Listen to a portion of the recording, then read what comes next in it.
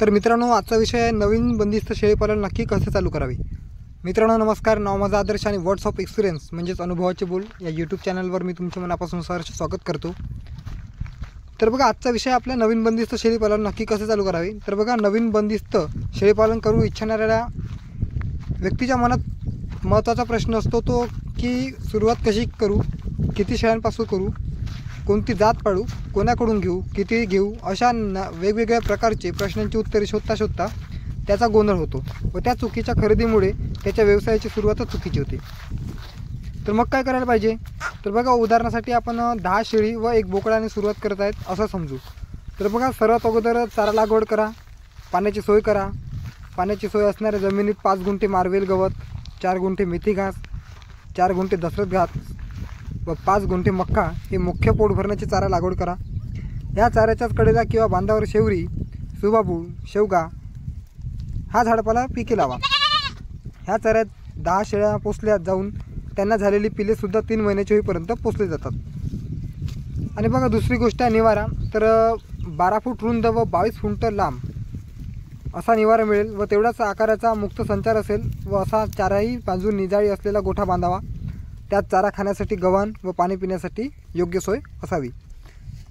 आणि तिसरं म्हणजे सुरुवात कशी करावी। तर बघा, सोशल मीडिया, प्रत्यक्ष फार्मर भेटी, या क्षेत्रातील तज्ज्ञ लोकांची चर्चा व स्वतःला काय वाटते या सर्व गोष्टीचा विचार करून प्रथम हे ठरवा की तुम्हाला नेमकी कोणत्या ब्रीडरवर काम करायचं आहे। तुम्ही इतर ब्रीडपेक्षा ती ब्रीडच का निवडली हे निश्चित करा। उदाहरणासाठी तुम्ही काठेवाडी शेळी निवडली असं समजू। काठेवाडी समजा आपली सर्वात आधी सुरुवात आपण गावरान शेळीपासून केली तर खूपच छान होईल।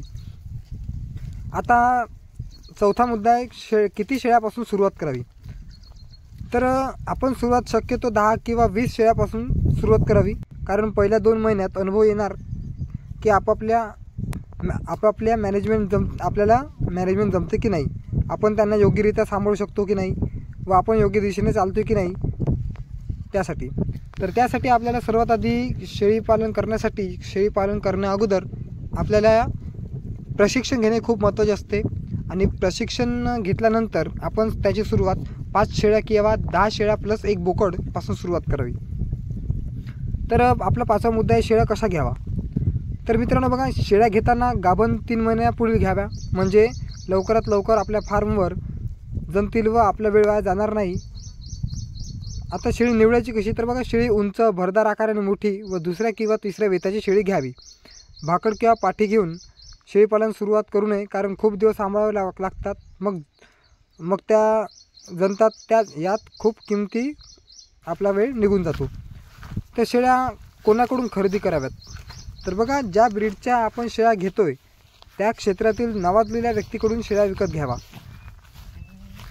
तर बघा, आता आपल्या शेळ्या कितीला घ्याव्यात। तर हा प्रश्नावरनं बोलणं योग्य आहे, कारण ब्रीडची मार्केट डिमांड, शुद्धता व वय, वेत, दूध क्षमता या क्वालिटीवर डिपेंड करते की आपल्याला शेळी कितीपर्यंत घ्यावी ते। तर बघा मित्रांनो, हे आहे काही नवीन जर तुम्ही शेळीपालन करत असाल तर त्यांच्यासाठी हा मुद्दा खूप महत्त्वाचा आहे। तर मित्रांनो, तुम्हाला व्हिडिओ कसा वाटला, व्हिडिओला लाईक करा, व्हिडिओमध्ये काही कमेंट करा आणि व्हिडिओ आवडला असेल व्हिडिओला शेअर करा। आणि अनुभवाचे बोल या यूट्यूब चॅनलवर जर तुम्ही नवीन असाल तर चॅनलला सबस्क्राईब करा। धन्यवाद मित्रांनो।